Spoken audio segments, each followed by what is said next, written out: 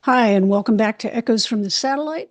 I'm your host, Karen, and today we're going to get back to some honest to goodness science fiction. Yes, no more fantasy, no more comics, no more sword and sorcery. All those things are great, but I know we haven't done any science fiction for a bit. So today we have the Nebula Winners 12. Let me see, can I get this in the picture? Nebula Winners 12. Not a very great cover, I have to say. Um, as a matter of fact, it's kind of a god-awful cover, to be honest. Uh, the colors are bland. You have this weird sort of cities on the top here. There's some people down at the bottom. Just not the most dynamic or exciting cover. This is an anthology, so it's a collection of short stories and novellas, novelettes that won the Nebula Award or were runners-up for Nebulas in the year 1977. The hardback, which I will put up now, the cover for that, not much better, to be honest. The hardback came out in 78, and this paperback came out in 1979. I can do math. So what do we have in this? Well, we have a collection of stories which I will give you my impressions of, but there's one story in particular and one author in particular that I really want to spend the most time on, and that's James Tiptree Jr. James Tiptree Jr. is an author that I've been interested in for a while now. I've really learned a bit about this author by being on BookTube, but I haven't really read. This is as far as I can recall, the first time that I read a story by James Tiptree Jr. So I want to spend the most time on that story, and it's the last story in the book. And you might say, well, what stories are in this? Well, let me tell you. Let's see if we can get this in focus here, and you can actually see the stories in the book, and I apologize for my terrible skills in getting this into focus. Um, it worked so beautifully. Oh, almost had it there. It worked beautifully when I was practicing this. Um, and of course, there's a ton of glare. Let's try this. There we go. Okay, so let me tell you about these stories. We have A Crowd of Shadows, which was the best short story winner by C.L. Grant. Breaths Aware That Will Not Keep, which was a short story nominee by Thomas F. Monteleone. Tricentennial, the best short story nominee, again by Joe Haldeman. In the Bowl, and I know I'm shaking this up. In the Bowl by John Varley.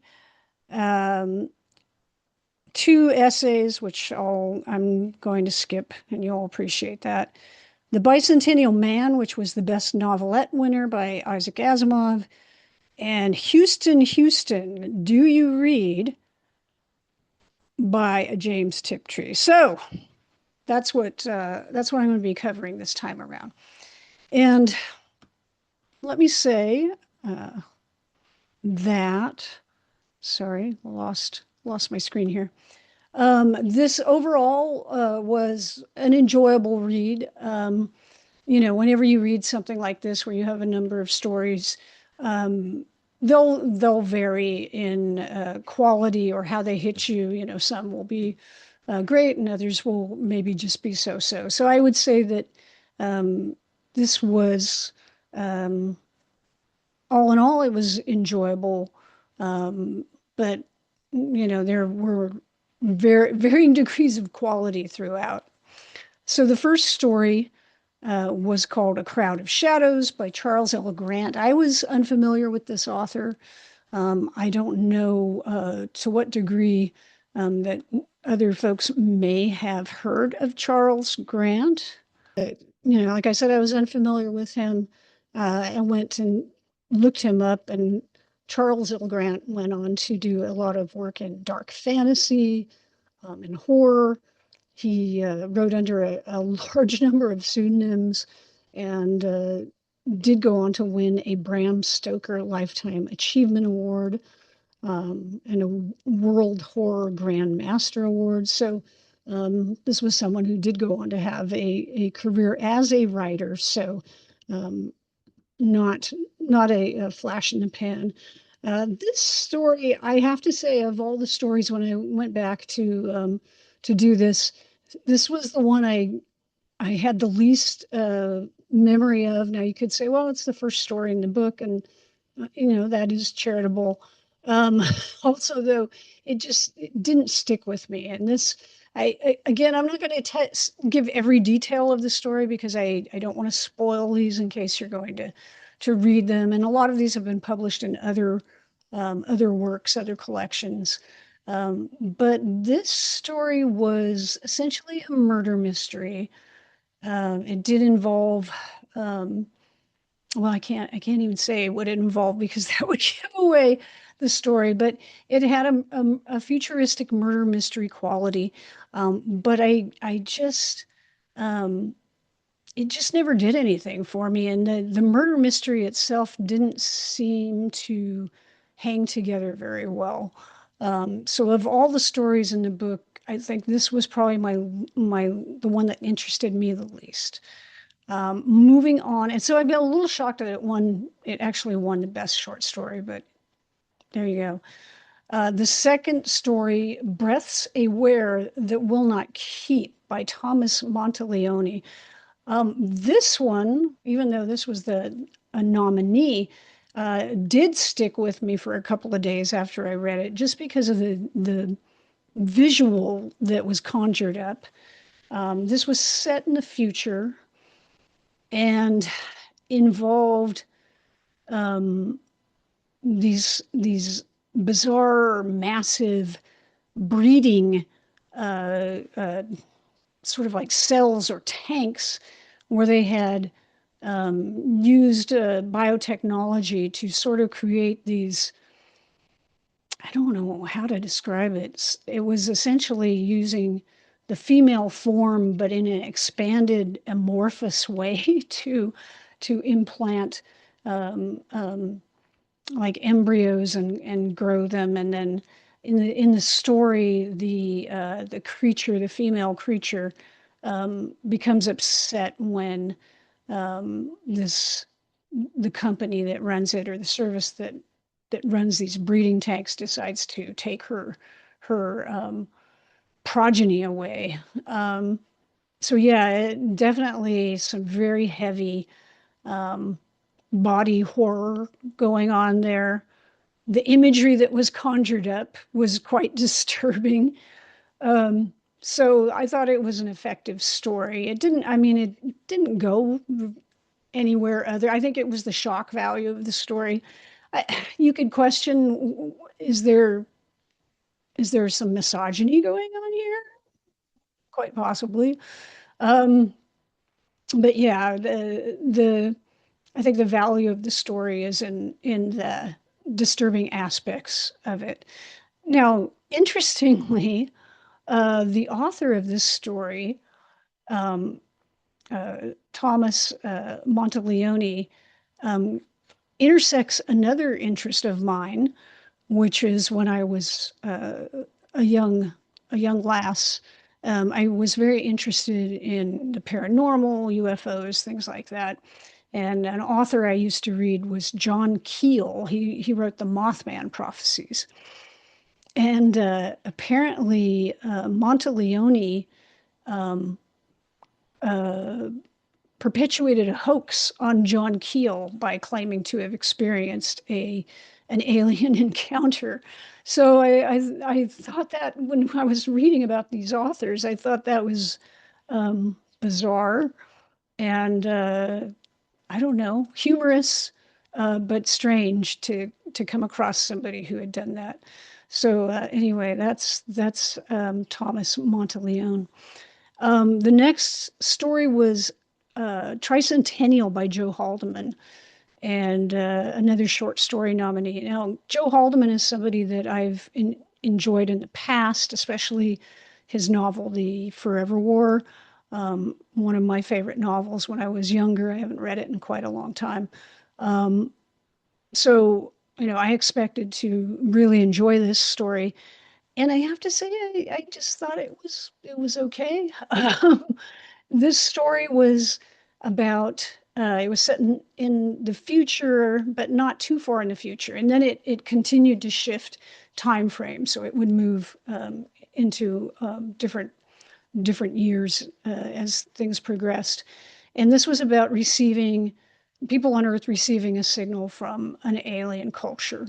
So somewhere out in space, they detected it was coming from this planet, and so wanting to send a signal back and trying to find ways to send this signal, and then eventually creating a generation ship to travel there, and different things that happened to this ship.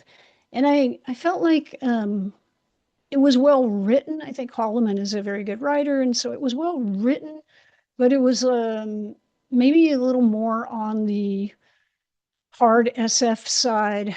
It felt a little more nuts and bolts to me than on the human side per se, except for the ending, which I'm not going to give away, which was um, felt very 70s downer type ending.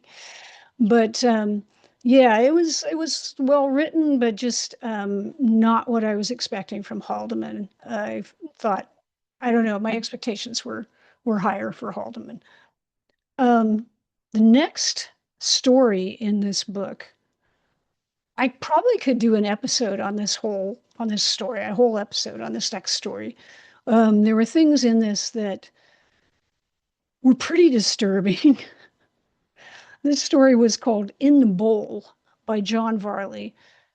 This was a Best Novelette nominee. Now, John Varley is another author that um, I read when I was younger. He had his Titan series.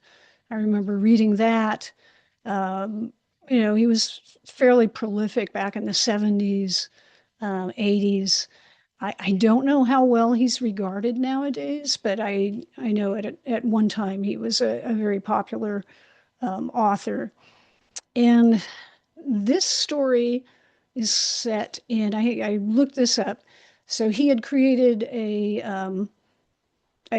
sort of universe for himself in setting stories in our solar system. So whereas a lot of other authors were setting stories, in a larger space, going to other star systems, traveling around the galaxy, he sort of set a challenge for himself in setting some stories in just the solar system and trying to be perhaps more scientifically accurate.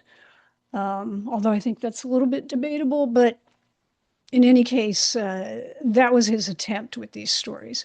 And this particular story, In the Bowl, is set on Venus, and it features the main character is an older man um, who decides to take a holiday on Venus, and what he wants to do is some prospecting.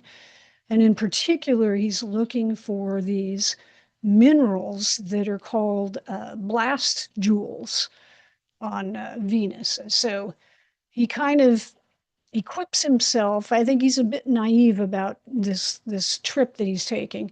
He equips himself to go out and solo uh, do some prospecting out on Venus. And in the course of this trip, he encounters some difficulties. He has a prosthetic eye that he had implanted that's supposed to give him enhanced vision, and it goes on the fritz. And so he's in this town on the outskirts of civilization, and he needs somebody to fix the eye. And the only person who can do it is this very precocious 11-year old girl named Ember, who has done all these body modifications to herself. So she has like feathers on her head and hair growing out of her arms and some other weird stuff. Um, so it's an interesting adventure story, and he tries to keep it as hard science as possible. So dealing with, the pressures on Venus, gravity, atmosphere issues, all these things. But there are interactions between this older man and this 11-year-old girl, which are disturbing. And at one point, she basically uh, how should I say it? She offers herself to him in a sexual manner, which he turns down.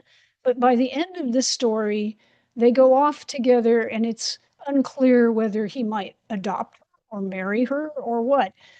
I know this was the 70s, but it's it's just so disturbing to come across these things. This reminds me of when I was reading the science fictional dinosaur back in November, and there was a story in there, and I didn't go back and look up to see which one, but you can go back to see the episode. And there was a story in there where a guy rescues this young boy and a, I think, preteen girl, and then eventually it winds up he marries the preteen girl when he discovers her in young adulthood or something. And I don't know, but it feels like there is a lot of maybe projection going on with these authors. Um, yeah, it's just kind of creepy. So while it was an interesting story, that just sort of I don't know, it soured the milk or whatever. It's just not good, disturbing. Um, the next story in the book is The Bicentennial Man by Asimov. And of course, this has been printed a lot of places. I read it in a collection of Asimov short stories. Um, Robin Williams, they made a movie out of it, and he played the lead character. Um, I feel I hesitate to say this, but um, I mean, while it's well written, I I just think it's kind of lightweight, and I didn't buy it. Um, there's really nothing given, at least to me, there's nothing in there that really gives to me the sense of why this robot. So if you haven't read it, there's this robot who desires to be more human, who wants to become human and wants to become free. Because robots do not have their freedom. They're servants, essentially. But he has this gift, which is discovered by his owners at the time. He has this gift that he's able to do these artistic carvings. He does woodwork initially, and he has these skills. And so the people who own him have him go ahead and do this, and they put some of the money from sales of his carvings into an account for him.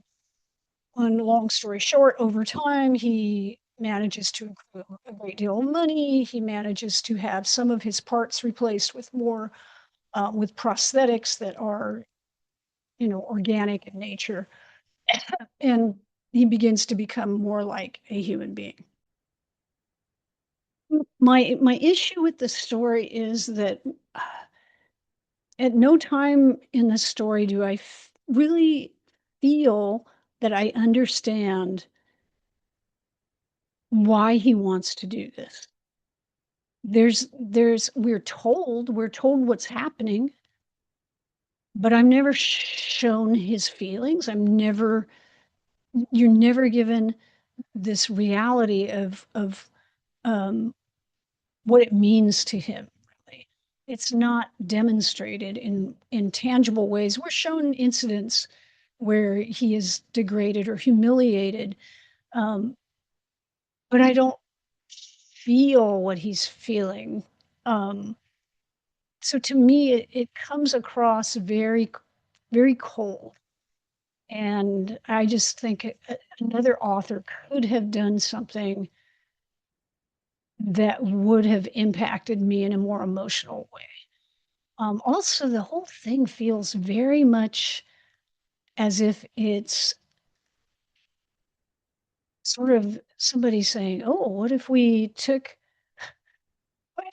the story of a black slave and just projected it into the future?" And there's a lot of very, I don't know, uncomfortable things in there that I don't think are handled thoughtfully. Um, so again, I think Asimov, has a way with words, but it's all very surface to me. So with that, and I know a lot of people will There's a lot of people who are big Asimov fans, and I'm not trying to say that he can't write. He can, but I think this could have been a much deeper, a much more emotional story. That brings us to Houston, Houston, Do You Read? And this is the James Tiptree Jr. story. This was not only was this the Nebula winner for Best Novella, it won a Hugo as well. And so before we talk about the story, I want to talk about Tiptree a little bit. And I'm not going to say a lot because Richard at Vintage SF did a really terrific video on Tiptree about 9 months ago, where he focused on a biography he had obtained of about the author. And so I think most folks know, if you're an SF reader, you probably know this, that James Tiptree Jr. was the pseudonym of Alice B. Sheldon. So she was writing under this name. She kind of burst onto the science fiction scene, I think, in the late 60s. Certainly by the early 70s, she was a very, or Tiptree was a very respected author, writing primarily short stories, and everyone assumed was a man. And Tiptree didn't make public appearances. Tiptree didn't, you know, meet people, go on the phone. But Tiptree did engage in correspondence via letters and stuff with other writers, and so um, became quite a presence in the SF community.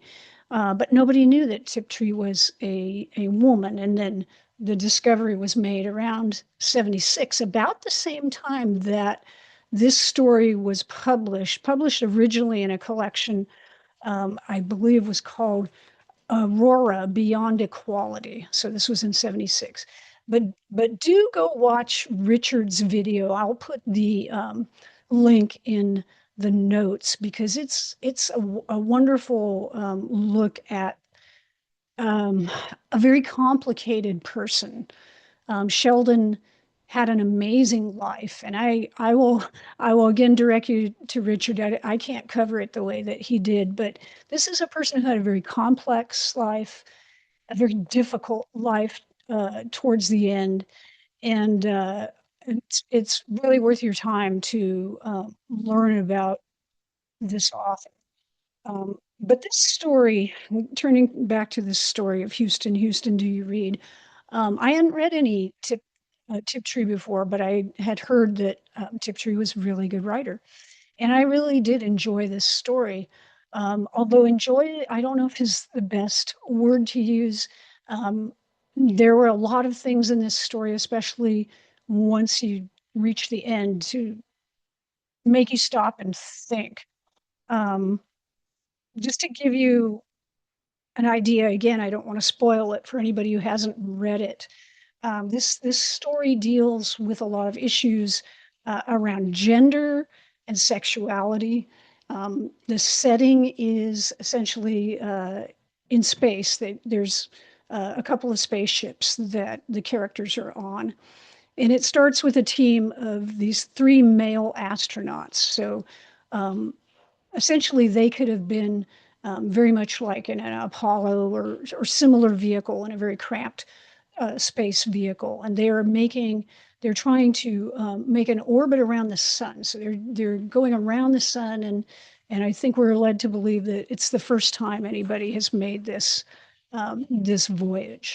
As they go around the sun, they go through a solar flare, which badly damages their ship, and they realize they seem to be off course. They can't find Earth. They keep calling Houston. Do you read? Hence the title of the story. And there's damage to their windows, to the ports on the ship, so they can't look out and get a visual and get a good visual and sense where they're at. And so they're kind of in a situation where they're not sure where they are. They're having trouble trying to plot a course back to Earth, and then they hear a voice and they discover there's another ship. It's a woman's voice, and there's another ship out there, and they're like, there should not be another ship out here. And so there's this mystery of what is this other ship? Who are these other people? Um, and eventually, the two crews they wind up getting rescued. The two crews come together, and that's when things really start to sort of unravel in these issues of a male and female and the differences of the sexes or genders, however you want to look at that, come into play. And I don't want to spoil it again. The ending is really, I was not expecting the ending. Um, so I don't want to give anything away, but I can imagine at the time people reading this story and really being surprised by it. And also just thinking at the time when this first came out, I'm pretty sure this came out before Tiptree's true identity was revealed, although not long before um, her identity, before Alice Sheldon's identity came out. But can you imagine? I can imagine them thinking, "Wow, this was written by a man," and there might have been some conclusions that, "Wow, this is a feminist story," or "This is an anti-male story," or things to that extent. How could a man write this? But then looking at it now and knowing that it's a story written by a woman, I can also say that it doesn't make the women come off all that favorably either. Um, so it's very interesting. I think it's very interesting to look at it with different perspectives. Looking at it as what if a man wrote it or a woman wrote it? What does that tell us about our thoughts about gender and our society and how our society is constructed and how we think about the roles maybe that we might feel like we're supposed to play or sort of the stereotypes of gender. Um, I think it's a really anytime you get a story that makes you think about things like that and things in a wider scope, I think it's a good thing. And certainly it was a well-written story, very interesting story. I think sometimes we think we've progressed a lot with our concepts of gender or sexuality. I think we feel like maybe we have more freedom nowadays, that people can express themselves more. But then I turn around and I see things going on, and I won't name names, but people smearing political opponents and calling them effeminate, or saying somebody is a soy boy or whatever. Um, so we still have tremendous issues around sexuality and gender in our society. And this is coming, 50 years on from the publication of this story. So it does give you a lot to think about. So anyway, that is pretty much my thoughts on this book with the terrible cover. Yeah, they really could have done better. But all in all, if you see this, it's not a bad anthology to pick up. Um, Although I will say that, some of these stories, most of these stories could be found elsewhere. I will be looking for a good collection of Tiptree. I think I mentioned before, there's certain authors that I look for all the time when I'm out at the bookstores and I don't see. So Tiptree is one. Tanith Lee. I feel like when I was, younger, when she was writing stuff, Tanith Lee's stuff was everywhere, and even up to like I don't know, 10 years ago, everywhere.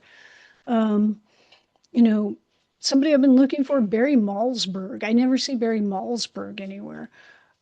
Stanislaw Lem, I don't see anywhere. There's just a bunch of these authors that I think I'm probably going to have to break down and order. So anyway, though, that was a good read. And speaking of breaking down and ordering, there's a book I kept hearing about, oh, it's a really great book.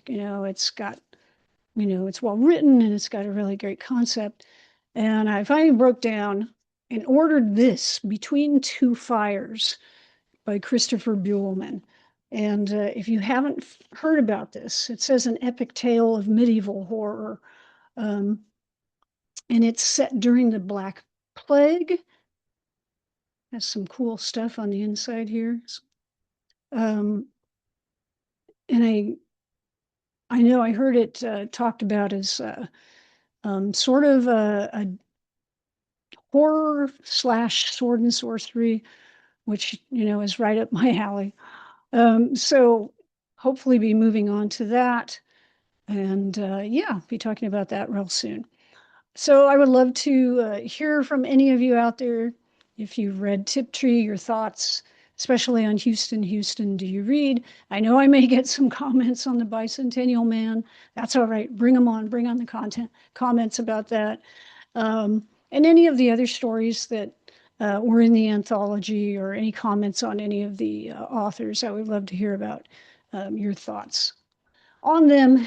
And with that, that will bring this episode to a close. I want to thank everybody who has been following, commenting.